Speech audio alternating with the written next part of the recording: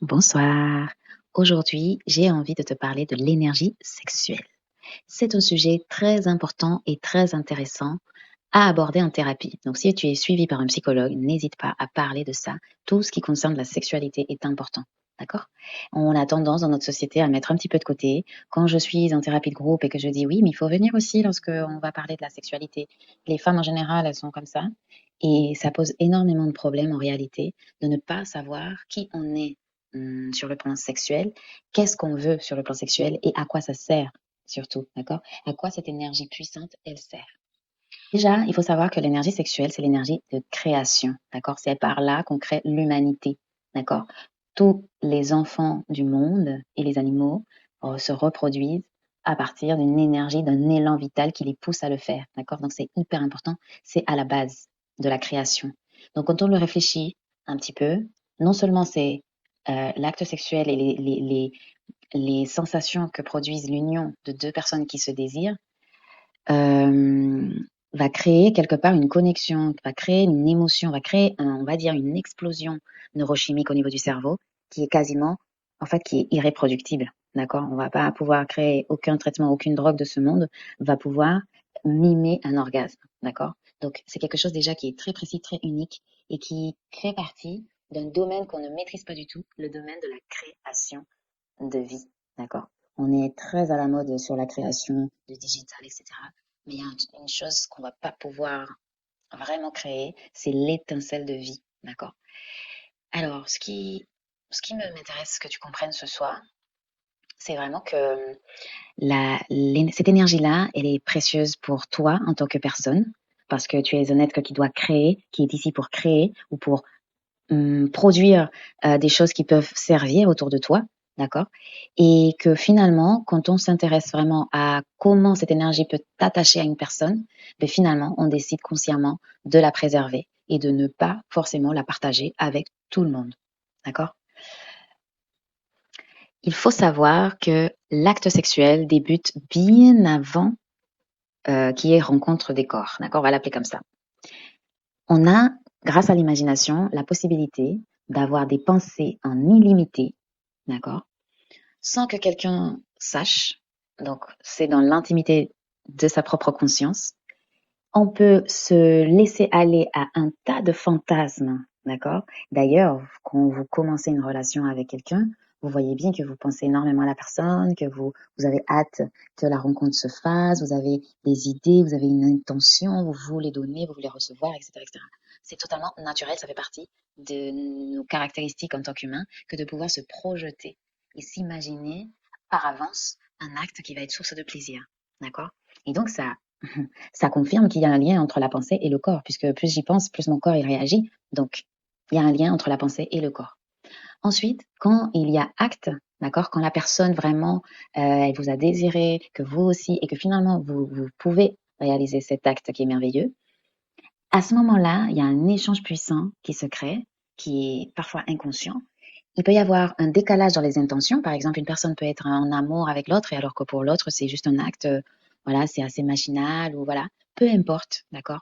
Il y a un échange d'énergie qui se crée à ce moment-là, d'accord? Mais ce que j'aime, moi, dans cette explication, ce que je voulais partager surtout, c'est que, enfin, il y a plein de choses que je veux partager, mais ce que je veux partager avec toi, c'est que c'est pas un acte anodin, d'accord? C'est un acte qui va te lier en quelque sorte à la personne. C'est comme si la rivière a frayé un nouveau chemin et que désormais, quand il pleut, il y a forcément de l'eau qui passe là, d'accord? Donc, quelque part, quand tu choisis un partenaire, le partenaire, déjà, non seulement tu as mis de l'énergie pour penser avant l'acte, ensuite tu as mis de l'énergie pour partager un moment intéressant, un moment énergétiquement incroyable, et ensuite il faut te rendre compte à quel point tu es en lien avec cette personne-là, puisqu'il y a un chemin qui s'est frayé dans ta tête, et que du coup, à chaque fois que tu auras envie, tu auras peut-être cette personne-là qui va revenir dans tes pensées.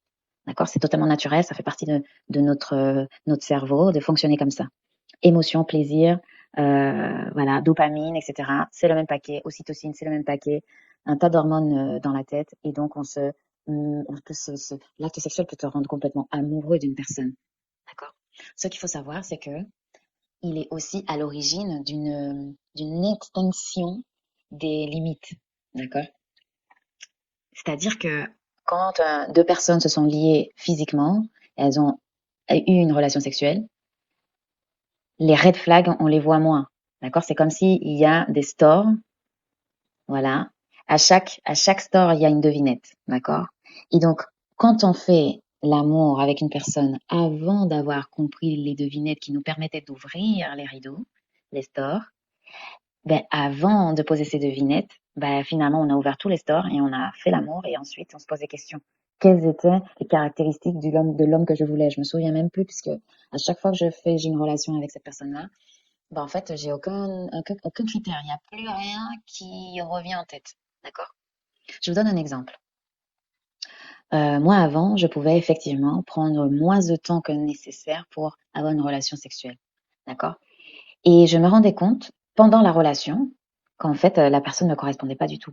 Par exemple, si je vais à la rivière avec mon copain, quelqu'un que j'ai pas forcément pris des mois et des mois à connaître avant d'avoir une relation sexuelle, mais comme le sexe était super sympa, il y avait un vrai partage, un vrai moment d'affection et tout ça. Donc la relation, elle s'entame à partir des bases sexuelles et du coup, on va dire que on continue. C'est comme si on a un pied à droite, un pied à gauche et on sait pas qu'est-ce qu'on fait en fait. Donc lorsque on faisait des sorties, j'avais remarqué des détails qui me plaisaient absolument pas. D'accord? Par exemple, la personne, bah, elle dit qu'elle s'occupe des collations et elle emmène son sandwich à elle. Vous voyez un peu? C'est donc vous en tant que personne, vous avez emmené le dessert, vous avez emmené des boissons, vous avez emmené la glacière et tout, et la personne elle a une seule mission et elle emmène que pour elle. D'accord? Donc c'est le genre de choses que quand on a eu une relation sexuelle et que on voit ça après, quelque part, on tolère un petit peu plus, d'accord? On note, il y a une ardoise là-haut, mais on n'est pas dans la pose des limites qui vont définir qu'est-ce qui nous fait du bien et qu'est-ce qui nous fait du mal, d'accord?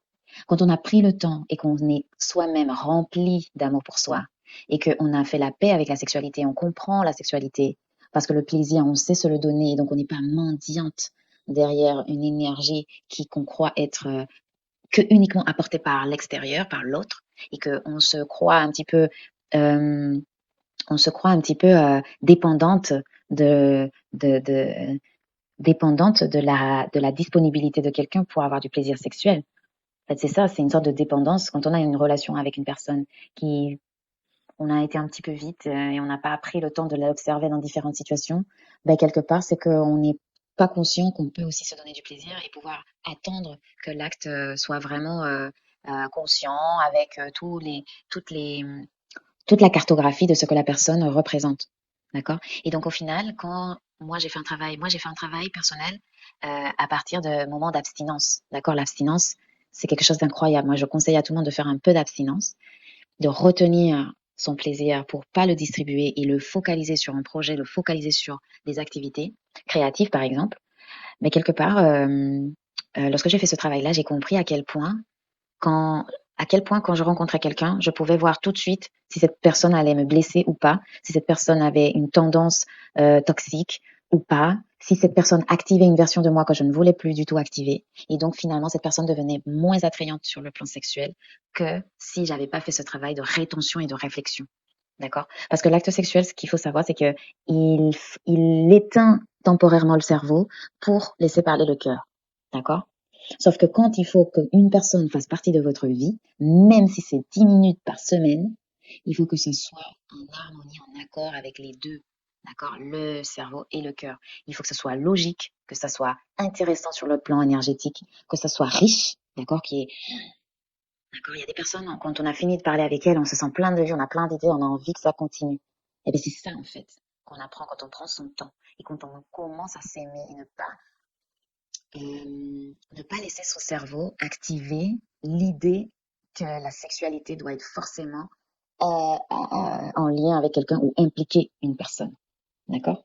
Quand on est en capacité de retenir cette pulsion sexuelle, la rediriger vers soi-même, un projet, un travail, peu importe, l'autre personne, on l'observe telle qu'elle est et on peut être dans le fantasme, mais il nous faut des preuves finalement sur le plan corporel, matériel, sur le plan de la sensibilité qui nous permet de dire oui, c'est un bon choix et en tout cas ce que j'ai vu est en accord avec la personne que je suis. D'accord? Mais quelque part, il faut savoir que toute cette réflexion n'est possible que si on a eu des expériences. D'accord? Il y a beaucoup de femmes qui, elles ont tellement peur de la sexualité, tellement peur d'en parler, que c'est comme si c'est pas possible de l'explorer. Ce domaine-là, c'est impossible à explorer, puisque il y a aussi tout le poids religieux qui veut que le plaisir sexuel, surtout féminin, c'est sujet à problème. Dans la tête des femmes, limite, Dieu va les punir. D'accord? Donc c'est hyper gênant pour une femme qui n'a pas l'habitude, qui n'a jamais pris le temps de se connaître sexuellement, d'en parler, de comprendre l'ampleur de ce qu'elle a en elle en termes d'énergie quand elle est désireuse, désirée et qu'elle se désire elle-même, qu'elle se donne du plaisir elle-même et que du coup, elle aborde la sexualité d'un point de vue plutôt exploratoire, euh, plutôt révélatrice de sa féminité, plutôt voilà, et pas comme quelque chose qu'elle donne parce qu'elle veut faire plaisir à quelqu'un ou parce que c'est dans la logique d'une relation classique de donner. Beaucoup de femmes, et j'ai été aussi dans ce cas-là, ben, comprennent l'intention de l'homme et elles voient à quel point pendant l'acte sexuel, il n'y a pas d'alignement. D'accord? La femme va être beaucoup plus en amour, beaucoup plus à l'écoute. Je ne dis pas que c'est une généralité, d'accord? Mais dis-moi en commentaire ou mets-moi un petit pouce en l'air si vraiment tu sens que ce que je te dis te parle, d'accord? Mais il peut y avoir des moments où, en tant que femme, on attend beaucoup plus de douceur, beaucoup plus de caresses ou beaucoup plus d'attention et on se retrouve avec quelqu'un qui n'est pas dans ce niveau de connexion, d'accord? Et donc finalement, bah, soit la personne, la femme, elle s'aligne et donc elle attend moins de l'acte, soit elle est déçue et elle le fait quand même, mais avec tout de suite cette petite...